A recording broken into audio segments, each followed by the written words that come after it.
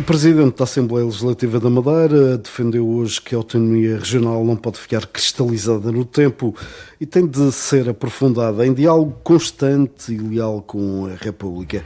Uma posição assumida na sessão solene que assinalou o início das comemorações dos 50 anos da autonomia, cerimónia que contou com a presença do Presidente da Assembleia da República, José Pedro Aguiar Branco, que hoje iniciou uma visita oficial de 2 dias à região.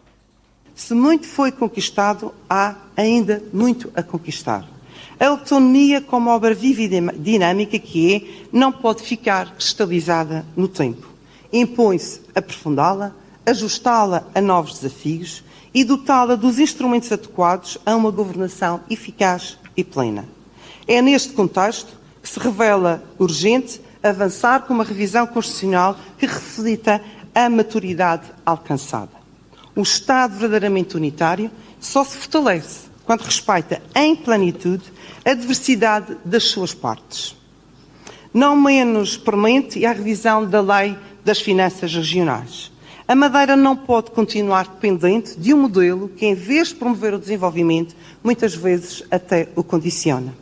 O princípio da subsidiariedade deve traduzir-se em mecanismos que garantam justiça, proporcionalidade e adequação às necessidades da região, pois continuamos com os mesmos constrangimentos de uma região insular e outra periférica que não nos permite competir em igualdade de circunstâncias.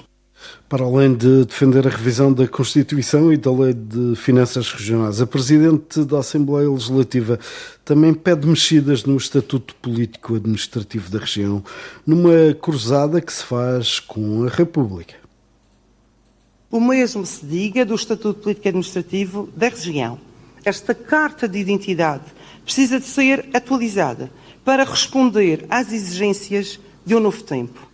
Não basta evocar os direitos históricos, é preciso transformá-los em direitos efetivos. Este caminho não se faz contra a República.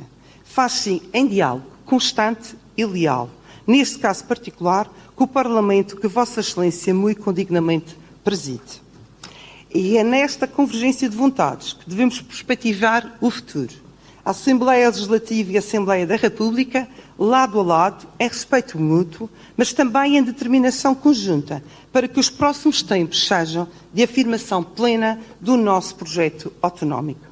Democracia rima, pois, com autonomia. E sem democracia não pode haver autonomia regional. E a autonomia é, em si mesma, a democracia em ação.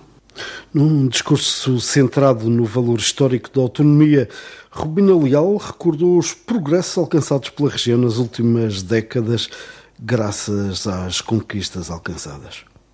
A história da democracia portuguesa, construída a partir de abril de 1974, não pode ser contada sem as autonomias regionais. Elas foram e continuam a ser instrumento de coesão nacional, de modernização das ilhas e de fortalecimento do Estado de Direito Democrático. Basta recordar alguns números para aferirmos a sua importância. Em menos de 5 décadas, a Madeira conseguiu reduzir o analfabetismo que rondava os 60% da população em meados dos anos 70 para valores residuais. Aumentou a esperança média de vida em mais de 12 anos. Diminuiu a taxa de mortalidade infantil, que era de 37 por mil dados vivos para 3 por mil. E viu o seu produto interno bruto per capita superar a média nacional, quando antes da autonomia se encontrava a um nível muito, muito inferior. Estes progressos não se devem ao acaso, mas a políticas delineadas com base nas nossas idiosincrasias próprias de uma região insular e ultraperiférica. Rubina Leal manifestou apreço e gratidão a Aguiar Branco, que está na região até amanhã, enaltecendo a sua trajetória política pautada pela integralidade, pelo diálogo e pela defesa intransigente dos valores e princípios do regime democrático, e referiu ainda que a unidade do Estado se constrói através do enriquecimento da autonomia regional. Estou certa que esta visita oficial reforçará os laços institucionais entre a Assembleia da República e a Assembleia Legislativa da Madeira e constituirá igualmente uma oportunidade para dar voz às aspirações de todos os madeirenses. A unidade do Estado também se constrói através do enriquecimento da autonomia regional e como protagonistas fundamentais da decisão política e da representação popular, os dois parlamentos da República e da Madeira são mais do que partes de um Estado unitário. São parceiros. Mais do que parceiros, são aliados. Aliados nesta causa maior que é a melhor conjugação possível entre o aprofundamento da autonomia, o progresso e desenvolvimento das populações, dos interesses da nossa casa comum que é Portugal. Madeira é Portugal. E Portugal é mais forte, mais robusto, quanto mais reconhece e valoriza a diversidade do seu território e das suas gentes. Por seu lado, o Presidente da Assembleia da República defendeu que a autonomia é uma conquista de maturidade democrática e, por isso, um pilar da coesão nacional. A história da democracia portuguesa também se conta através da autonomia. Uma autonomia que, como acabamos de ver, não foi dada, mas conquistada. Não foi um presente do Estado Central, mas uma exigência justa das populações e dos seus representantes. A autonomia nasceu do inconformismo, da recusa em aceitar que o destino das ilhas fosse decidido à distância. Nasceu da vontade de dar melhor, com mais proximidade e mais responsabilidade. Foi, acima de tudo, uma conquista de maturidade democrática. Um passo firme de Portugal rumo à pluralidade, à descentralização e ao respeito pela diversidade que enriquece o nosso país. Reconhecendo que a Madeira enfrenta problemas e desafios, o Presidente da Assembleia da República defendeu que estes unem o país inteiro na procura de soluções. Sei que a Madeira também tem os seus problemas. Tem desafios como qualquer outra região do nosso país. E é notável como, apesar do oceano que nos separa, tantos desses desafios são, afinal, os mesmos. Desafios que unem o país inteiro na procura de soluções. Criar e distribuir riqueza, combater as desigualdades, garantir a mobilidade dos cidadãos e das mercadorias, gerir o turismo de forma sustentável, cuidar das pessoas e do território, integrar quem chega e proteger quem cá está. Os problemas que se discutem na Madeira são muitas vezes os mesmos que se discutem no continente. E é precisamente por isso que devemos aprender com a experiência uns dos outros, somar forças quando isso faz sentido e duplicar políticas quando isso se justifica. Cooperar sempre o resultado for um país mais coeso, mais justo e mais próspero.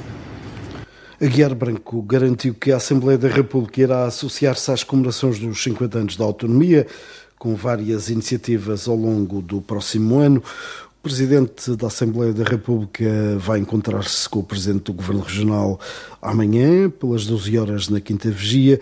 Executivo que não marcou presença na sessão solene de abertura das comemorações dos 50 anos da autonomia regional, o que motivou uma relativização de Aguiar Branco.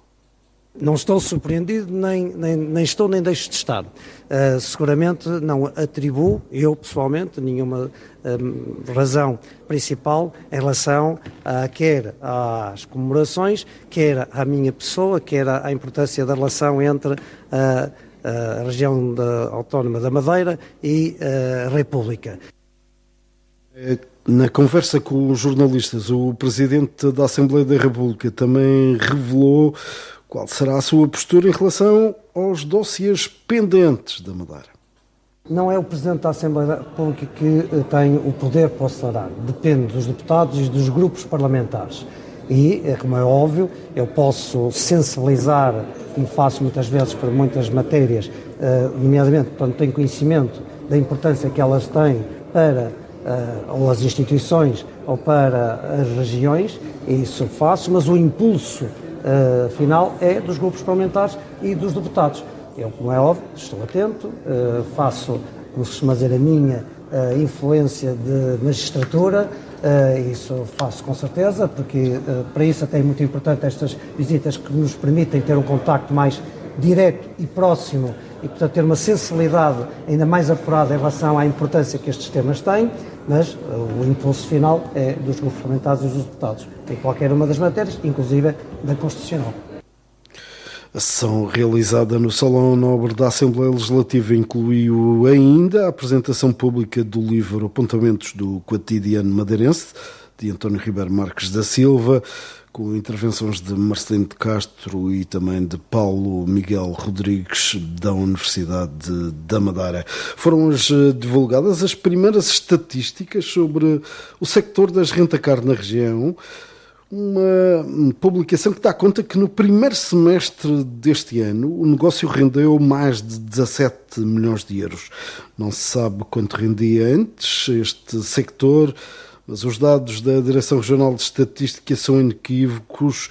Este é um sector lucrativo, uma vez que cada veículo alugado resultou em proveitos médios de mais de 1.542 euros entre janeiro e março. Da frota de 11.069 veículos de aluguer sem condutor na região, 10.600 são ligeiros, 447 são motociclos e 9 são autocaravanas, sendo de destacar que menos de 1%, ou seja, 109 carros, são 100% elétricos e cerca de 6,4% são híbridos ou híbridos plug-in. A grande maioria, ou seja, 86%, são veículos a gasolina e outros 6,6% são a diesel. Bernardo Pereira sagrou-se ontem campeão do mundo da categoria sub-23 no Campeonato do Mundo de Canoagem de Mar, que se disputou em Durban, na África do Sul. O canoista madeirense, oriundo do Clube Naval da Calheta, foi ainda terceiro classificado em termos absolutos, assegurando a medalha de bronze, depois da medalha de prata no Mundial de 2024, que teve como palco o Mar da Madeira. Bernardo Pereira festejou o ouro de sub-23 com o tempo de 2 horas, 6 minutos e 15 segundos, ficando a cerca de 1 minuto do campeão mundial absoluto, o australiano Corey Hill. O madeirense partilhou à RTP Madeira a sua satisfação. Acabei de ser campeão mundial no escalão sub-23 em canoagem de mar.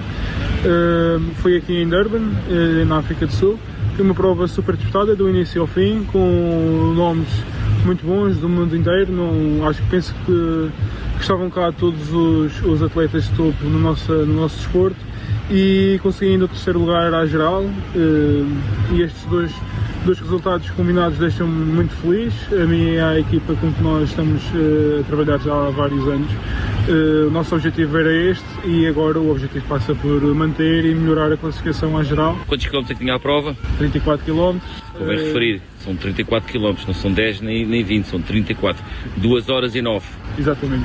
O único sentimento é positivo, é um sentimento de realização, e agora vamos fazer um curto intervalo para descanso, para depois prepararmos a próxima época.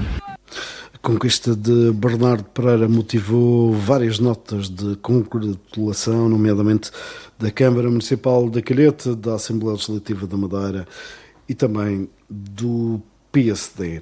Este fim de semana, 400 atletas de várias nacionalidades, e foram 15, participaram na 11ª edição do Ecotrail Funchal Madeira 2025, uma prova organizada pelo Diário e pela Câmara Municipal do Funchal. Depois das provas dirigidas aos mais novos, houve entrega de prémios e também o balanço feito pelo diretor da prova, Patrício Fernandes, que considerou este o melhor ecotrail de sempre.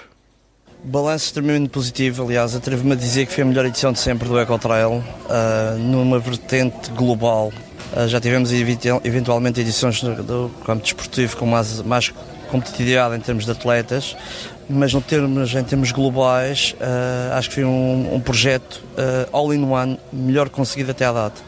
Começando pela parte desportiva, Continuando na parte da ligação à comunidade, com os projetos sociais que nós estamos ligados, passando também pelos prémios dos pódios que foram de árvores caídas, muitas delas da altura dos incêndios, também em colaboração aqui com o Parque Ecológico do Funchal, e portanto isso mostra a nossa vertente ecotrail sustentável e que pretendemos continuar. Pelo segundo ano consecutivo também abolimos completamente as garrafas de plástico. Relembro que o Diário foi pioneiro em 2015 nesta questão do ecotrail, numa prova de trail citadina, com alguma resistência. Neste momento é uma prova de referência já internacional.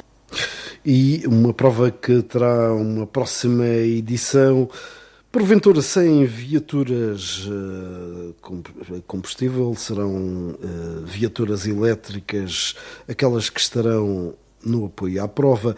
Quanto ao figurino em si, não se prevêem alterações num evento desportivo que correu de forma magnífica. É que todas as viaturas, todos os envolvidos no ecotrail usem viaturas elétricas. Este é o grande desafio, bicicletas elétricas e viaturas elétricas.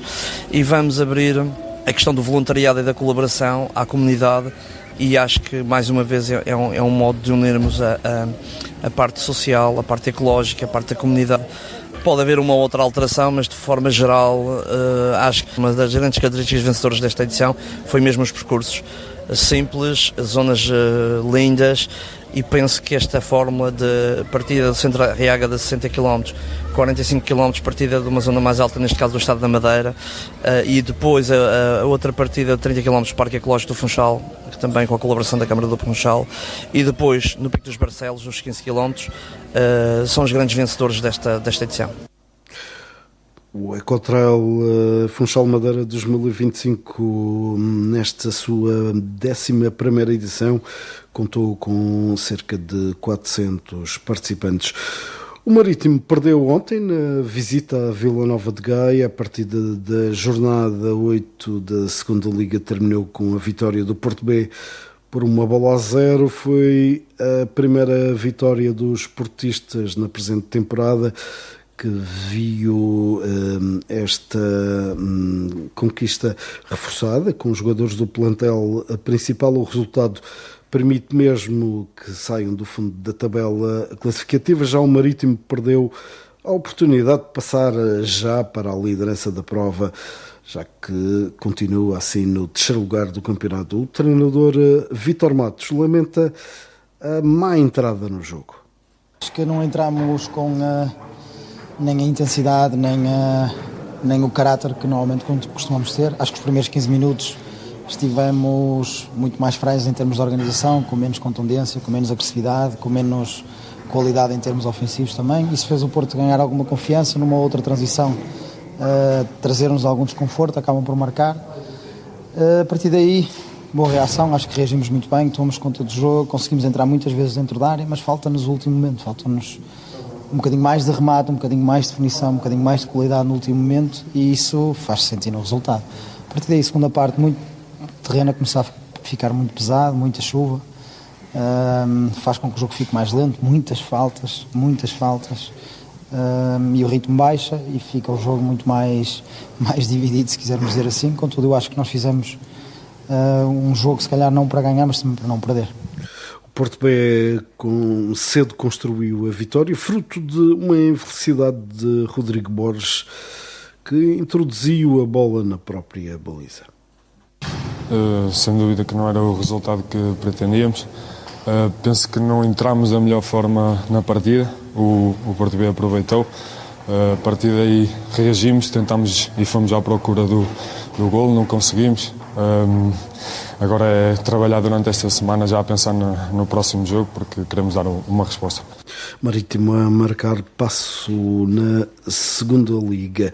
No fecho, saiba que o Circo Mundial está de regresso ao Cais 8 entre 5 de dezembro e 11 de janeiro do próximo ano, prometendo proporcionar uma experiência inesquecível. De acordo com informações partilhadas pela organização, o evento vai combinar a tradição do circo com a temática natalícia, levando os convidados a atravessar o túnel mágico que irá conduzir os visitantes para o interior do espetáculo. No enredo principal, a magia do Natal na ilha é temporariamente desligada, mas o circo promete que os seus artistas irão trabalhar para restaurar a esperança e o espírito natalício através de exibições de circo, interações com o público e mensagens sobre o amor e a união.